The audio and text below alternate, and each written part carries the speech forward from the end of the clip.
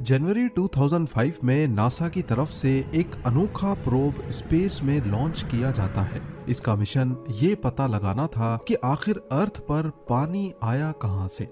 Deep impact नामी ये probe 27 crore kilometre travel करने के बाद एक कॉमेट के करीब पहुंचता है और इसी कॉमेट में छुपे थे कई ऐसे राज जिन्हें पिछली कई सदियों से ढूंढा जा रहा था। नाजरीन, पूरी यूनिवर्स में सिर्फ एक ही ऐसी जगह है जहां ह्यूमन बीइंग्स जिंदा रह सकते हैं। ऐसा मालूम होता है जैसे अर्थ को इंसानों के लिए ही बनाया गया है। यहाँ वो तमाम चीजें मौजूद हैं जो जिंदगी के लिए बहुत अहम मानी जाती हैं। पानी, खाना और ऑक्सीजन। इतनी वसी और जायंट यूनिवर्स में दूसरा कोई ऐसा प्लेनेट हो या ना हो, लेकिन फिलहाल हम सिर्फ अर्थ को ही जानते हैं जहां पर इंसान बगैर किसी मदद के जिंदा रह सकता है। पर आज से 5 अरब साल पहले अर्थ का कोई वजूद ही नहीं था।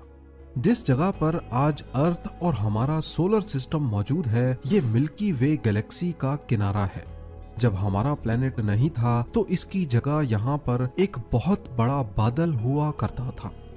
एक ऐसा बादल जिसमें सिर्फ मिट्टी और गैसेस भरी हुई थी। आखिर इस बादल में ऐसा क्या हुआ जो ये एक प्लेनेट में बदल गया? वही प्लेनेट जहाँ आज हम रहते हैं। मिट्टी और गैसेस के इस बादल को मॉलिक्यूलर क्लाउड कहा जाता है। इस बादल में डस्ट पार्टिकल्स थे जिसमें रेत, सिलिकॉन और मुख्तलिफ मेटल्स के जर्रात भी शामिल थे। इस बादल की पैदाइश मुख्तलिफ डेड स्टार्स की वजह से हुई थी। यूनिवर्स के शुरुआती वक्त में जिन स्टार्स ने अपना सारा फ्यूल जला दिया वो फट गए और फटने की वजह से उनके जर्रात आसपास यूनिवर्स में फैल गए। ये आसमान में दिखने वाले बादल की तरह नहीं, बल्कि ये कुछ ऐसे दिखते हैं जिनको हबल स्पेस टेलीस्कोप की मदद से कैप्चर किया गया था। हैरत अंगेज तौर पे ये बादल 100 लाइट ईयर्स जितना बड़ा था। यानी इसके एक कोने से अगर कोई लाइट ट्रेवल करना शुरू हो तो इसको मॉलिक्यूलर क्लाउड के दूसरे कोने तक पहुंचने में 100 साल लग जाएंगे। आसान अल्फाज में समझा जाए तो सूरज और अर्थ के दरमियान जितना डिस्टेंस है, इससे 60 लाख गुना बड़ा ये मिट्टी का बादल था। यही वो बादल है जिसमें से नए स्टार्स और प्लैनेट्स बनते हैं। और जो ताकत, जो फोर्स इस बादल में से स्टार्स और प्लैनेट्स को बनाती है वो है ग्रेविटी। जी हाँ, वही ग्रेविटी जो स्पेस में होती तो नहीं बल्कि ये जनरेट होती है। स्पेस में दो ऑब्जेक्ट्स अपनी अपनी ग्रेविटी की वजह से एक दूसरे से जुड़ जाते हैं या एक दूसरे को अट्रैक्ट करते हैं। जिस ऑब्जेक्ट का मास ज्यादा होगा उसकी ग्रेविटी भी ज्यादा होगी। मॉलिक्यूलर क्लाउड के पार्टिकल्स इसी ग्रेविटी की वजह से एक दूसरे में जुड़ते गए।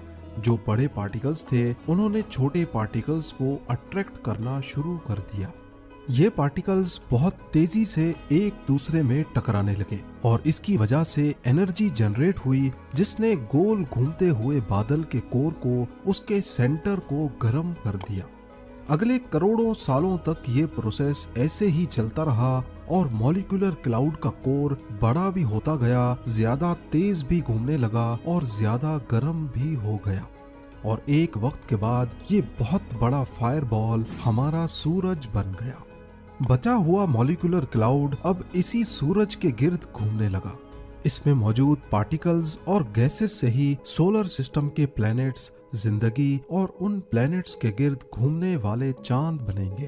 पर आखिर कैसे? ये एक मिस्ट्री थी, लेकिन अब नहीं है। मॉलिक्यूलर क्लाउड से स्टार यानी सूरज बनने के बारे में पहली बार एक हाइपोथेसिस 1700s में जर्मन फिलोसोफर इमैनुअल कांट और फ्रेंच स्कॉलर पियर साइमन की तरफ से पेश किया गया, लेकिन उस वक्त ये सिर्फ एक आइडिया था। उसके बाद 1920 और 1950 के बीच में जब टेलीस्कोप्स काफी एडवांस होने लगे तो एस्ट्रोनॉमर्स ने अपनी आंखों से स्पेस में कई ऐसे डस्ट क्लाउड्स को देखा जिसके अंदर नए स्टार्स का जन्म होता है। लेकिन इन बादलों के अंदर देखना टेलीस्कोप की मदद से पॉसिबल नहीं था। फिर 1970 और 1980 के बीच रेडियो और इंफ्रारेड टेलीस्कोप्स की इन्वेंशंस ने ये मसला भी हल कर दिया। अब डस्ट और गैसेस के इन बादलों के अंदर देखना भी मुमकिन हो गया। एस्ट्रोनॉमर्स ने इंफ्रारेड टेलीस्कोप्स की मदद से मॉलिक्यूलर क्लाउड्स के अंदर नए स्टार्स को बनते हुए देखा। इससे ये साबित हो गया कि नए स्टार्स मॉलिक्यूलर क्लाउड्स के अंदर ही जन्म लेते हैं और बादल के बचे हुए पार्टिकल से बाद में प्लैनेट्स बनते हैं। पर यह प्रोसेस शुरू कैसे होता है, पहले इसके बारे में कई आइडियाज फ्लोट किए गए, लेकिन फिर मार्च 2003 में इंटरनेशनल स्पेस स्टेशन में एक एक्सपेरिमेंट किया गया जिसने सदियों पुराने इस सवाल का जवाब दे दिया। एस्ट्रोनॉट डॉन पेटिट ISS में मौजूद मुख्तलिफ चीजों के साथ एक्सपेरिमेंट करके ये देखना चाहते थे कि ये चीजें स्पेस में कैसे बिहेव करती हैं। उन्होंने पानी के बबल्स बनाए और उसके अंदर डिसॉल्व होने वाली टैबलेट्स को डाला, रंगीन पानी की भंवरें बनाई और एक प्लास्टिक बैग में नमक डालकर उसे स्पिन किया। इन एक्सपेरिमेंट्स का मकसद वैसे तो कुछ और था, लेकिन उनके आखिरी एक्सपेरिमेंट ने सदियों पुराने सवाल का जवाब दे दिया। जब नमक को प्लास्टिक बैग में डाला गया तो थोड़ी देर के बाद सॉल्ट पार्टिकल्स एक दूसरे के साथ चिपक गए, क्योंकि स्पेस में ये पार्टिकल्स एक दूसरे को अट्रैक्ट करते हैं। साइंटिस्ट्स का मानना है कि मॉलिक्यूलर क्लाउड के अंदर छोटे बड़े जर्रात जो सारे सूरज के गिर्द एक ही डायरेक्शन में घूम रहे थे, वो आपस में इसी नमक की तरह जुड़ गए और यहीं से प्लैनेट्स के बनने की शुरुआत हुई। करीब 4.5 अरब साल पहले मॉलिक्यूलर क्लाउड में भी इसी तरह पार्टिकल्स मिलकर एक झुंड बनाने लगे, ठीक उसी तरह जैसे डॉन पेडिट के एक्सपेरिमेंट में नमक के जर्रात एक दूसरे से मिल रहे हैं। जब इस झुंड का साइज 1 किलोमीटर तक यानी एक पहाड़ की साइज जितना बड़ा हो गया तो इसकी अपनी ग्रेविटी इतनी ज्यादा हो गई कि इसने आसपास के पार्टिकल्स को भी अपनी तरफ अट्रैक्ट करना शुरू कर दिया, ठीक उसी तरह जैसे वैक्यूम क्लीनर मिट्टी को अपने अंदर सक करता है। अगले 30 लाख सालों तक ये प्रोसेस ऐसे ही चलता रहा और जर्रात के झुंड में से 20 प्लैनेट्स उभर कर सामने आ गए जो सारे सूरज के गिर्द घूम रहे थे। अब क्योंकि ये 20 प्लैनेट्स काफी बड़े हो चुके थे, इसी वजह से इनकी अपनी ग्रेविटी ने ऑर्बिट के दौरान एक दूसरे को अपनी तरफ अट्रैक्ट करना शुरू कर दिया और आखिरकार इनकी आपस में टक्कर होने लगी। हर एक टक्कर में 2 प्लैनेट्स ने आपस में मिलकर एक बड़ा प्लैनेट बना दिया। वक्त के साथ साथ इन टक्करों की वजह से सोलर सिस्टम में जहां पहले 20 प्लैनेट्स थे, वो अब सिर्फ चंद प्लैनेट्स ही रह गए, जिसमें वीनस, मरक्यूरी, मार्स और हमारा अर्थ भी शामिल है। पर ये अर्थ उस वक्त ऐसा नीला और जिंदगी से भरपूर नहीं था, बल्कि ये कोलिजन्स की वजह से आग बगोले की तरह काफी गर्म था। एस्ट्रोनॉमर्स का मानना है कि अर्थ को इस मकाम तक पहुंचने में करीब 3 करोड़ साल लगे थे। उस वक्त अर्थ का टेम्परेचर 5000 डिग्री सेल्सियस के करीब था, यानी अगर इस पॉइंट पे यहाँ कोई लिविंग ऑर्गेनिज्म आ भी गया तो ये सेकंड से भी कम टाइम में भाप बनकर खत्म हो जाएगा। अर्थ में जिंदगी के आसार सिर्फ तभी उभर पाएंगे जब इसका टेम्परेचर गिरेगा, लेकिन जब तक ये ठंडा होता, इसे अपनी एग्जिस्टेंस के लिए अभी सबसे बड़े खतरे का सामना करना था, सोलर स्टॉर्म। जी हाँ, सूरज से निकलने वाली शुआएं जब भी किसी प्लेनेट में दाखिल होती हैं तो वो उसके एटमॉस्फेयर को काफी नुकसान पहुंचाती हैं। यही सोलर स्टॉर्म्स दूसरे प्लैनेट्स में भी आते हैं और इसकी वजह से यहाँ जिंदगी का बढ़ना मुमकिन नहीं होता। ज्यादा दूर जाने की जरूरत नहीं, मार्स जो अर्थ का पड़ोसी प्लैनेट है, वहां पर सोलर स्टॉर्म्स ने जिंदगी के चांसेस को खत्म कर दिया है। पर इन्हीं सोलर स्टॉर्म्स का अर्थ ने मुकाबला कैसे किया, इसका सीक्रेट छुपा है अर्थ के कोर में। जब मॉलिक्यूलर क्लाउड में अर्थ बनना शुरू हुआ तो इसका टेम्परेचर काफी बढ़ गया। इस टेम्परेचर ने अर्थ को एक फायर बॉल बना दिया। पत्थर पिघल गए और उनमें मौजूद आयरन और निकल भी। अब क्योंकि आयरन और निकल का वजन काफी ज्यादा होता है तो वो अर्थ के कोर में गिरना शुरू हो गए। जियोफिजिसिस्ट्स का मानना है कि जब भी मोल्टन आयरन को गोल घुमाया जाए तो वो अपने गिर्द एक मैग्नेटिक फील्ड बना देता है। अब क्योंकि अर्थ के कोर में मोल्टन आयरन की क्वांटिटी ज्यादा है, तभी वो एक मैग्नेटिक फील्ड जनरेट करता है और स्पेस में ये मैग्नेटिक फील्ड का असर जहां तक रहता है इसे मैग्नेटोस्फीयर कहते हैं। नॉर्मली ये मैग्नेटिक फील्ड अर्थ की वो साइड जो सूरज को फेस कर रही है उसमें 3,70,000 किलोमीटर तक फैली हुई है, यानी लगभग जितना दूर चांद है। और जो साइड सूरज को फेस नहीं कर रही उसमें अर्थ की मैग्नेटिक फील्ड लाखों किलोमीटर्स तक फैल जाती है। यही वजह है कि सूरज से निकलने वाली रेडिएशंस को मैग्नेटिक फील्ड रोक देती है।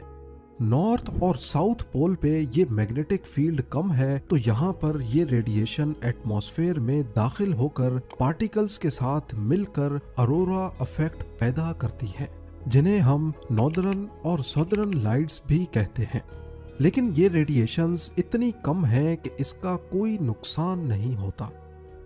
नया अर्थ जिसने सोलर स्टॉर्म्स का मुकाबला तो कर लिया, पर अभी भी ये जिंदगी के लिए परफेक्ट नहीं था। अर्थ को एक और मुश्किल तरीन मरहले से भी गुजरना था, एक प्लेनेट कोलिजन। इसका हम इंसानों को पता कैसे चला, इसके लिए हमें 1960s में जाना होगा।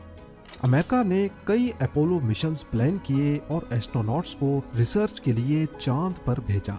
पहले ये माना जाता था कि चांद अर्थ का ही टुकड़ा है जो किसी वजह से अर्थ से अलग हो गया।